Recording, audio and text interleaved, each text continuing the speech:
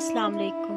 रसूलुल्लाह सल्लल्लाहु अलैहि वसल्लम ने इरशाद फरमाया, खैरात दिया करो क्योंकि खैरात देना तुमको आग से छुड़ाता है।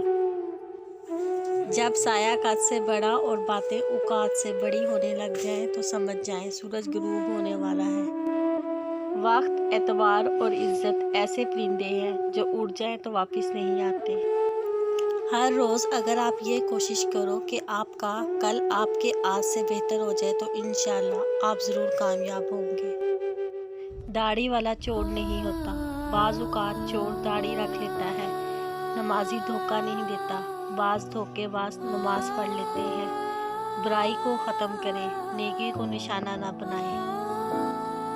ये जो तुम्हें बाहर से सख्त नज़र आते हैं, अगर तुम इनका अंदर देख लो फिर तुम्हें उन पे तरस आ जाएगा। चीखो पुकार इंसान के वक़ार में कमी का बाइस बनती है।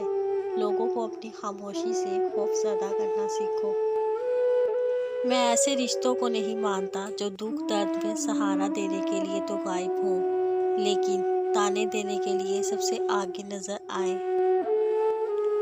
वक्त गहरे समुद्र में गिरा हुआ मोती है जिसका दोबारा मिलना नामुमकिन है। किसी रिश्ते को कितनी भी मोहब्बत से बांधा जाए, लेकिन अगर इज्जत और लिहाज चला जाए तो मोहब्बत भी चली जाती है। आज की नस्ल तक इस्लामियात ही पहुंची है, इस्लाम नहीं पहुंचा और जलसे जुलूस ही पहुंचे हैं। राबिया बसरी से किसी ने पूछा कि क्या गुनाहगार की तौबा कबूल होती है?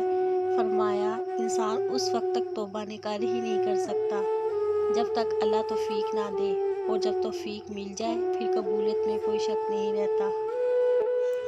माफ़ी वही दे सकता है जो अंदर से मजबूत हो। खोखले इंसान सिर्फ बदले की आग में जलते हैं। खालिक से अच्छा ताल्लुक और मखलूक से अच्छा बर्ताव मोमिन होने की निशानी है। नाकामी कभी भी मुझसे कामयाब होने का अज़्म नहीं छीन सकती।